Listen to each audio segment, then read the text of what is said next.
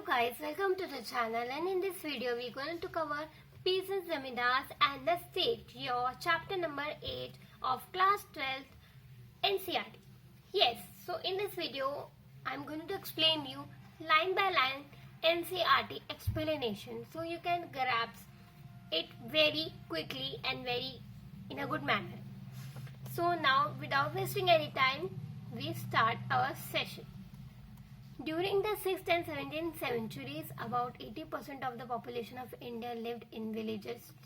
16th and 17th century में 85% जो population था वो villages में रहता था. Peasants and land elites were involved in agriculture production में. हमारे कौन कौन इन्वॉल्व करते थे? आपके peasants रहते थे एंड लैंड एलिट्स रहते थे. ये लोग वो होते थे जमींदार लोग होते थे या वो होते थे जिनके पास लैंड होता था पर वो खुद खेती नहीं करते थे, वो किसी और को लैंड रेंट पे देते थे और वो उनकी जगह खेती करते थे. पर डायरेक्टली और इनडायरेक्टली दोनों ही सेक्टर के लोग, दोनों ही सेम सेक्टर के लोग इंगेज होते थे एग्रीकल्चर प्रोडक्शन में and claimed rights to share and produce, है ना. राइट टू शेयर भी कर रहे हैं और वो लोग प्रोड्यूस भी करते थे. This created the relationship of cooperation. तो ये क्या बन गया? एक उनके बीच में एक संबंध बन गया. किस चीज का? कोऑपरेशन करने का. Here it is this relationship of cooperation. Competition भी बढ़ जाता था जब एक ही सेक्टर के लोग एक ही जगह पे एक ही लैंड, अलग अलग लैंड पे जब वो लोग एक ही चीज की क्या बोलेंगे फील्ड उगाएंगे, है ना. तो कंपटीशन बढ़ेगा. तो उनके पास क्या तरीका है? या तो अपना कंपटीशन उनसे कम कर दें या तो वो अपना कंपटीशन खुद बढ़ा ले. ठीक है. या तो वो रिच होंगे तो ऐसे क्या होते थे, फॉर एग्जांपल जो जिनके पास खुद की जमीन होती थी तो वो लोग बोलते थे कि नहीं, हम अपनी जमीन, हमारे पास तो जमीन है. तो वो लोग क्या करते थे, अपने जो वेजिटेबल्स सेल करते थे वो बहुत हाई प्राइसेस, लो प्राइसेस में करते थे. लो प्राइसेस में करते थे तो उनको लॉस भी नहीं होता था. पर नॉर्मल फार्मर जिसके पास कम लैंड है वो ही सेम लैंड में वो भी वहां पे अपने क्रॉप्स को उगा रहा है पर उसको वो सब चीजें बहुत कॉस्टली पड़ जाती थी क्योंकि वो अपना प्रॉफिट लॉस करके नहीं दे सकता था. Now next, so this created relationship of cooperation, competition and conflict. इसके कारण कॉन्फ्लिक्ट भी होता था उनके बीच में कि नहीं, ऐसा नहीं होना चाहिए. The sum of these agrarian relationships made up in a rural society. So all the activities during that time 16th and 17th centuries में रूरल एरिया, रूरल सोसाइटी में ही हो रही थी. At the same time agencies from the outside also entered in the rural world. हमारे भारत के बाहर से भी कई लोगों का हमारे प्यारे से इंडिया के अंदर प्रवेश हुआ. वो लोग भी बाहर, आउटसाइडी लोग भी रूरल वर्ल्ड में आते थे. Most important among this was the Mughal state. उस समय जो थे 16th-17th सेंचुरी में जो भारत में प्रेजेंट में थे और पावर में थे वो थे मुगल स्टेट लोग, which derived bulk of income from the agriculture production. How? वो लोग कैसे करते थे? वो लोग टैक्स लेते थे, अलग अलग प्रकार के टैक्स लेते थे और एग्रीकल्चर सोर्स से ही उनकी मेन इनकम हुए करती थी. देखो आगे लिखा भी होगा.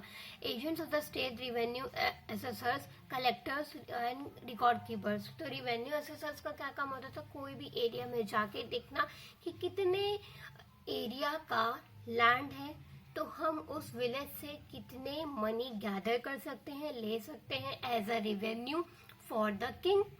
और कलेक्टर्स का यही दोनों, land revenue and record keepers का ये काम होता था कि उनको हर एक लैंड एरिया का एज अ रिटन प्रूफ उनको अपने कारखाने में रखना पड़ता था. मतलब एक लाइब्रेरी समझ लीजिए आप, उसके अंदर वो लोग केप्ट करते थे सारे रिकॉर्ड की हाँ ये जमीन इस जमींदार की है और ये स्मॉल जमीन इस फार्मर की है. Sort of control rural society so as to ensure that the civilization took place and the state got the regular share of the all the. So the ऐसे civilization भी बहुत अच्छे से हो, प्रोडक्शन भी बहुत अच्छे से हो और उन लोगों का प्रॉफिट भी अच्छे से हो और टैक्स कलेक्शन जो लोग कर रहे हैं वो भी अच्छे से हो. Since many crops were grown for a sale, trade, money, market, हाँ ट्रेड के लिए, आपके मार्केट के लिए, and enter the villages and link the agriculture areas with the towns. और ऐसे ही इन लोग क्या करने थे, अपनी एग्रीकल्चर एरियाज को कनेक्ट करते जाते थे और उसी से एक रिच वेल डेवलप्ड एक टाउन बन जाता था। तो हियर इन दिस पिक्चर क्या शोन हो रहा है, a rural scene of a detail from the 17th century of Mughal painting इन ने यहाँ बनाई है कि कैसे उन लोग कर रहे हैं फार्मिंग। अब सपोज ये मान लो कि कोई छोटे फार्मर का लैंड होगा, तो एक खुद का ओन्ड उसका लैंड रहता है, वहाँ पे बहुत कम ही प्रोडक्शन हो पाएगा। इन सेम मैनर यहाँ देख सकते हैं, यहाँ बहुत बड़ा लैंड है और ये जमींदार का लैंड होगा, यहाँ से बहुत सारे कल्टीवेशन देख सकते हैं, बहुत सारे फील्ड्स होंगे, बहुत सारे आपके क्रॉप्स होंगे और ये ज़्यादा प्रॉफिट कमा पाता है। पर यही सेम वे क्या कर देता है, अपने क्रॉप्स को लो प्राइस में कर देता है। पर अगर जब ये कर देता है लो प्राइस में सेलिंग करने लगता है, तो इसको ज़्यादा लॉस नहीं होता है, एज अ मिनिमम वेज ये कमा पाता है, क्योंकि इसके पास जो चीज़ रहती है वो बहुत ज़्यादा अबंडेंस में रहती है। पर इस केस में क्या है, इसके पास बिल्कुल भी अबंडेंस में नहीं है, इसके पास इवन लैंड ही इतना छोटा सा है और इसकी प्रोडक्शन भी बहुत कम होती है। और यही अगर सारी अपनी प्रोडक्शन को लो कॉस्ट में बेचेगा तो ये बेचारा सर्वाइव ही कैसे कर पाएगा। तो ये कंपटीशन होता था उस समय मेन, जो उन लोगों को प्रॉब्लम क्रिएट करता था। So guys, our next topic is peasants and agriculture production. तो पीजेंट्स एग्रीकल्चर प्रोडक्शन कैसे करते थे, एज अ रिजल्ट हम इस टॉपिक में जानेंगे। The basic unit of agriculture society was the village. Village he main point था या जड़ थी, या आप बोल सकते हो village he main source of income था। उस समय एग्रीकल्चर सोसाइटी लोग एग्रीकल्चर करने के लिए विलेज ही मेन प्रोमिनेंट हो जाता करता था। इनहेबिटेड बाय पीजेंट, जो कि पीजेंट लोग करते थे, अपने farmers who perform many 4 season tasks that made up agriculture production through out the year. तो ये इनको पूरे साल भर तक के ये काम करना पड़ता था, सीजनल वर्कर्स नहीं रहते थे, इनको पूरे ईयर तक अपनी खेती करनी पड़ती थी। फिर एज अ रिजल्ट थोड़ा बहुत जो भी अनाज इन्हें मिलता था वो लेते थे। तो क्या क्या काम करते थे ना, tilling of soil, sowing of seeds, harvesting of crops when it was ripe, ठीक है, हार्वेस्टिंग करना उसकी, टिलिंग करना, सॉइल वीड्स डालना, ठीक है, आपके सीड्स डालना, ये सब करना। Further they contributed the labour to the production of the agro based goods and such as sugar. और उन लोग फर्दर इनकम के लिए और उसको वास्ट बनाने के लिए उन लोग क्या करते थे, अपने लेबर प्रोडक्शन ऑफ एग्रोबेस्ड गुड्स और एग्रीकल्चर बेस्ड गुड्स बनाते थे, जो कि शुगर और ऑयल में भी ये लोग अपना समय देते थे।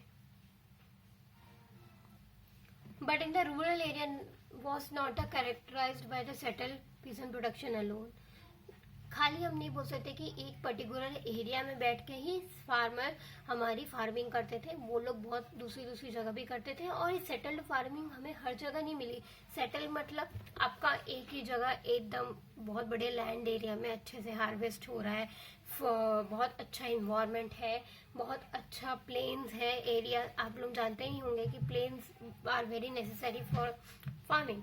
सो फार्मिंग प्लेन्स होता नहीं, नॉर्थ और साउथ के कुछ एरियाज में हुआ करता था, पर हम नहीं बोल सकते कि हर जगह ही हमारी एग्रीकल्चर प्रोडक्शन बहुत अच्छा हुआ करता था या लैंड भी अवेलेबल था, ठीक है। Several kinds of area such as tracks and dry hilly area and regions they are not cultivated in the same way for the fertile. वो लैंड फर्टाइल नहीं होता था, हिली एरियाज आपके हो गए, लार्ज ट्रैक्स हो गए, ड्राई पड़ जाना, फ्लड आ जाना, इसके कारण भी नहीं हो पाता था हमारा एग्रीकल्चर। और वो प्लेस ही ऐसी मेड नहीं है फॉर एग्रीकल्चर प्रोडक्शन के लिए। Expanses of land, in addition, forest areas made up of substantial production of territory. We need to keep this very topography in mind while discussing the agriculture. तो जब हमें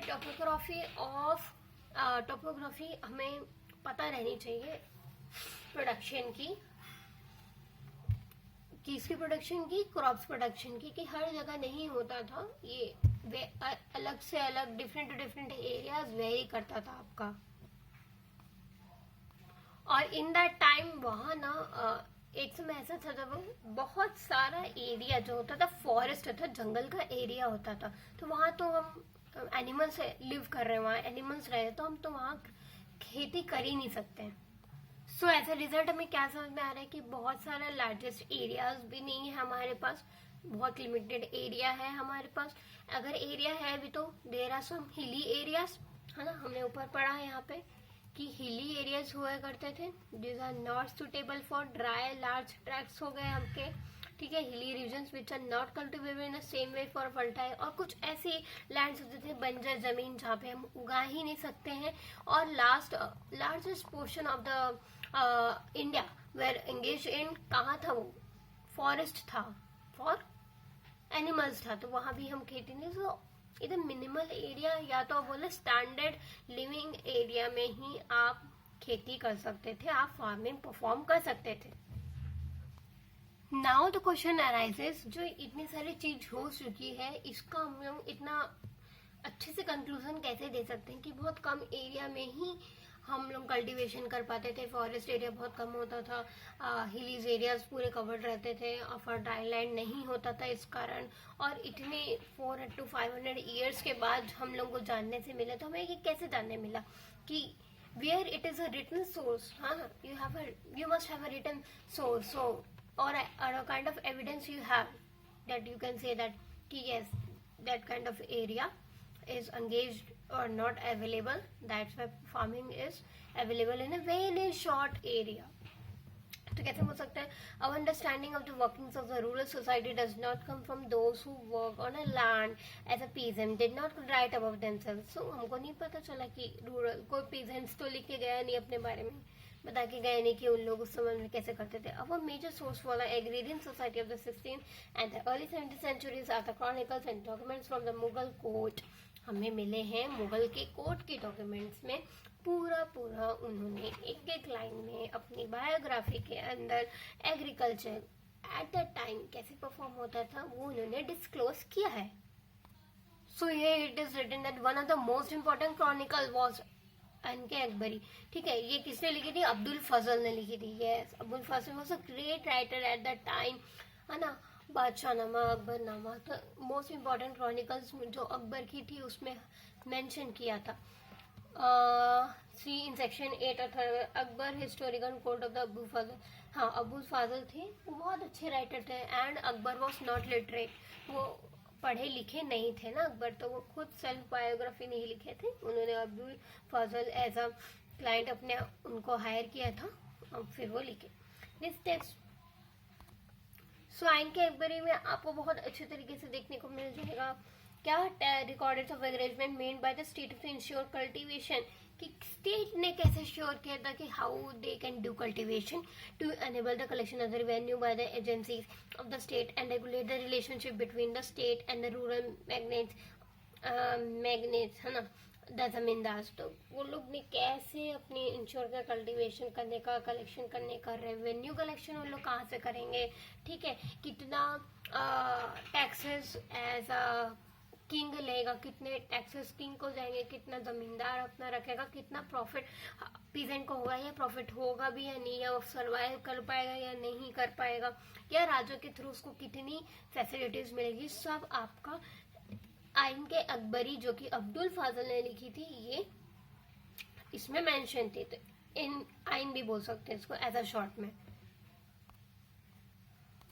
जमींदार के बीच में कैसे रिलेशनशिप्स हुआ करते थे उस समय, तो रूरल में वो सब मेंशन किया गया है, ये सब ठीक है, बुक्स में सब आपके मेंशन किया गया है। सो नाउ इधर क्या डिस्कस किया, central purpose of the Ain was to present the vision of the Akbar empire. तो क्या था मेन आइन का पर्पस? यही था कि अकबर एम्पायर को बताना है कि सोशल हार्मनी से वहां रहते थे, सोशल हार्मनी से कोई कैसे रह सकता है।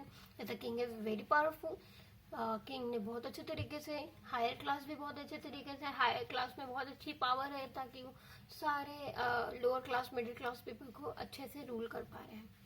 Any revolt state in the eyes of the author of the आइन। तो क्या होता था, कोई भी रिवॉल्ट होने से पहले ही आइन के ऑथर के रिव्यू में क्या होता था कि नहीं, उसको तो कोई हरा ही नहीं सकता। The author of the Ain presented to the fail, वार लड़ने से पहले ही फेल है। बिकॉज ऐसा क्यों बोलना चाह रहा है? Because Akbar is very powerful at that time ऐसा ऑथर बताना चाह रहे हैं, ऐसा अब्दुल फाजल हमें बताना चाह रहे हैं आइन के अंदर, बुक के अंदर।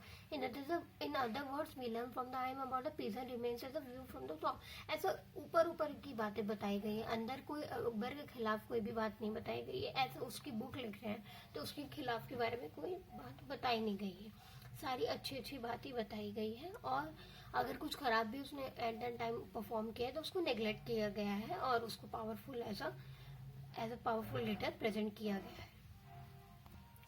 Unfortunately, however, the account of the Ain can also be simplified in the description contained in the social and acting from the religious way of the monarchical capital। तो खाली एक आइन ही नहीं है जिससे हम सोर्सेस कलेक्ट कर सकते हैं कि उस समय कैसा एग्रीकल्चर हुआ करता था। This included revelled record from Gujarat, Maharashtra, Rajasthan dating from the 17th and 18th centuries। Further the existing records of the east India company. तो ईस्ट इंडिया कंपनी का जब आया है ना रूल, तो जब उन्होंने बहादुर शाह जफर को हराया और ईस्ट इंडिया कंपनी जब पावर में आई तो उससे भी हमें पता चल जाता था कि आइन अकबरी कितना सच बोल रही, कितना झूठ बोल रही है ना। कितना उसमें केवल खाली बादशाह की तारीफ की गई है या उसको बढ़ा चढ़ा के लिखा गया है, ये is there is any kind of reality. तो आप लोग ये भी कॉन्फ्लिक्ट भी उठता है कई बार कि अब मुगल शासन के बाद से आप कैसे तोल सकते हैं इसको, क्या बोलते हैं, आफ्टर ब्रिटिश इंडिया कंपनी को। तो आप ऐसे तोल सकते हैं कि कुछ भी चेंजेस आते हैं, ड्रेस्टिकली कोई भी चेंजेस नहीं आती है, धीरे धीरे ही आती है। तो जैसे मान लीजिए 4 दिन हो गए मुगल बादशाह को हट के, तो कोई भी अचानक से ब्रिटिश रूल आ गया तो उनको 10 साल 20 साल लगेंगे चेंजेस में। पर first second third fourth year के भी जो भी रिकॉर्ड्स रहते हैं सेम उसी के रिकॉर्ड से मैच करते हैं। सो उससे कोई ज़्यादा चेंजेस नहीं आते हैं। सो ये mention that all the sources recorded instances of conflict between the peasants, जमींदार and the state। देखो क्या लिखा होगा, peasants, जमींदार एंड स्टेट कॉन्फ्लिक्ट करते थे एक दूसरे के बीच में। कभी peasants जमींदार के खिलाफ हो गए, जमींदार स्टेट के खिलाफ हो गए, है ना। और स्टेट दोनों के ऊपर एक्शन ले लिया करते थे। तो ये कैसे हो रहा था? तो आइन के अकबरी में क्या लिखा था? तो सोसाइटी हारमोनी से रहती थी। पर नहीं, ऐसा नहीं है। उस समय भी रिवॉल्ट हुए करते थे। तो देखिए पीजेंट्स ने कैसे रिवॉल्ट किया। In the process they give us a site into the peasant perception of and their expectation of. तो पीजेंट का क्या परसेप्शन था, ये पीजेंट्स को सर्वाइवल के लिए ही नहीं मिलते थे, अपने सर्वाइवल के लिए ही प्रॉफिट नहीं मिले पाता था। वो कैसे अपना परसेप्शन रखता था इन द कोर्ट, और वो क्या चाहता था कोर्ट से, क्या फेयरनेस चाहता था, अपने बादशाह से क्या फेयरनेस चाहता था, फ्रॉम द सोसाइटी से जमींदार क्या चाहते थे। तो ये सब पता चलता है कि एट दैट टाइम वहां भी कॉन्फ्लिक्ट्स हुए करते थे।